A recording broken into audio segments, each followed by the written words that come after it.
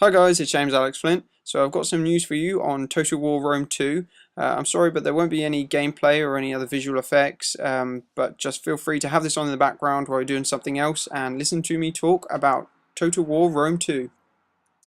So this video is going to be absolutely jam-packed with information. I've done all the hard work for you, so all you need to do is just listen to my videos.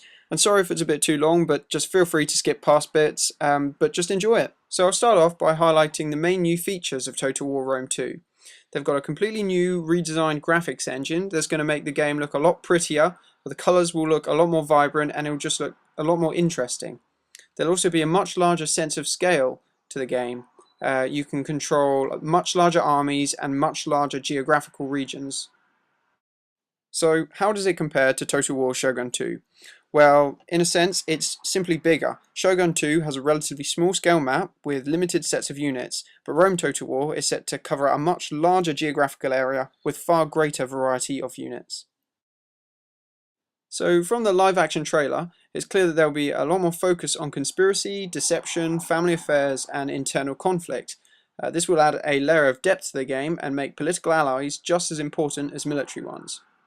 Rome 2 is going to be big. To start, the campaign map will be massive, extending further east than the original Rome Total War game, and with hundreds of these regions covering a whole series of cultures. There'll be everything from huge capital cities to small barbarian villages dotting the more varied landscape, each with different cultural influences. However, to make management easier, you have the ability to govern whole provinces made up of several different regions. You'll be able to set policies for an entire province, although you'll still have to conquer each region separately. So basically, this means you'll get the benefit of the massive scale of Rome 2 without having the hassle of too much detailed management. This allows you to focus more on military aspects of your Roman Empire. With regards to the visuals, the game should look absolutely stunning. There's more of a focus on the vibrancy of colours, and due to its new graphics engine, the game should appear a lot prettier and fresh. More so than we've seen in previous Total War games, so this is something to look out for. So apparently there'll be different ways to conquer cities, which means you can employ different strategies, as there's going to be multiple capture locations within the city.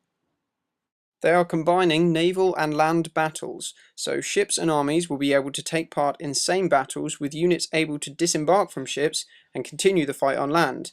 Also, navies can capture territories, bombard cities with artillery, and will have more than one ship in each naval unit.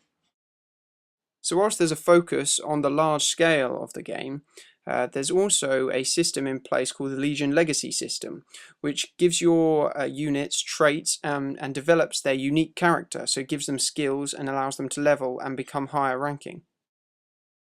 A new addition is a thing called the Tactical Map. So battles will take place over larger environments, with a tactical map allowing players to zoom out the camera to about a kilometre square overview, where units are represented by these simplified icons.